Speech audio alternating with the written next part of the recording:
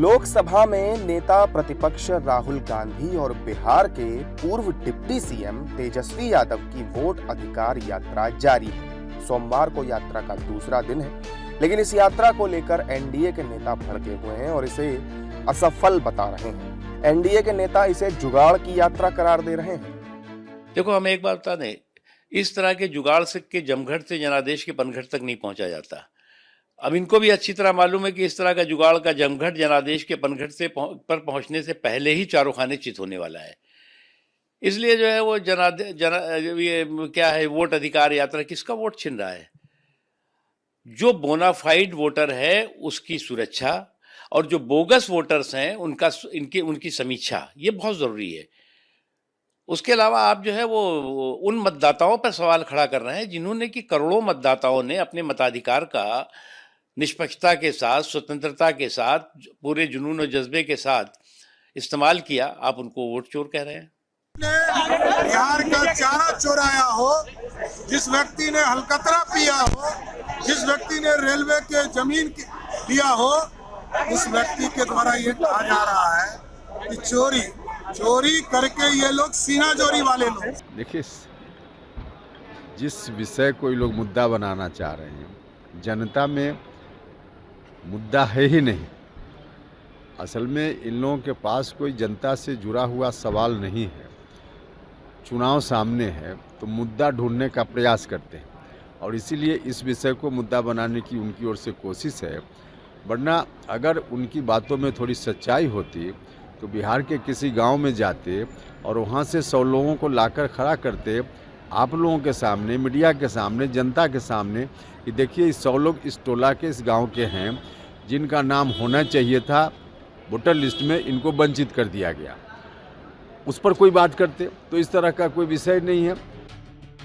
जबकि विपक्ष और कांग्रेस इस यात्रा को राहुल का जनता के न्यायालय के बीच पहुंचना बता रही है और चुनाव आयोग पर हमलावर है।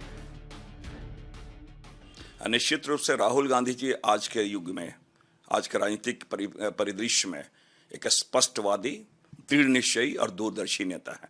भारत जोड़ो यात्रा के माध्यम से उन्होंने जिन बातों को, लोकतंत्र की रक्षा और संविधान की रक्षा की उन्होंने बातें कही है, आज भी जो हमारे संविधान प्रदत्त एक अधिकार, आम लोगों, गरीब लोगों का एक जो समानता का अधिकार, वोट का अधिकार, उसके माध्यम से जो हम फंडामेंटल राइट में जो इक्वल राइट जिसे कहे, राष्ट्रपति को भी एक वोट का अधिकार है, एक काम करने वाले को, उसकी जो चोरी की जा रही है, मैंने कहा स्पष्ट चोरी की है।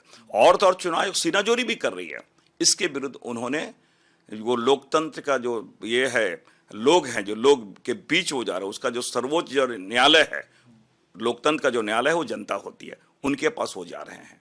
आप देख रहे होंगे इस मतदाता अधिकार यात्रा में सारे लोगों का समर्थन प्राप्त है। आज हमारा वोट काटा गया है, हमारे लोग जान रहे हैं कि आज हमारा वोट काटा गया है। अगर मदन बाबू हमको सपोर्ट नहीं करेंगे तो कल मदन बाबू का वोट काटेगा तो अभय कुशवाहा नहीं सपोर्ट करेगा। इसलिए सारे मतदाता मालिक हमारे जागे हुए हैं। अगर हमारा वोट करता है तो सब लोग एकजुट होकर के उसकी आवाज बुलंद करने के लिए इस यात्रा के दौरान आवाज उठाया है।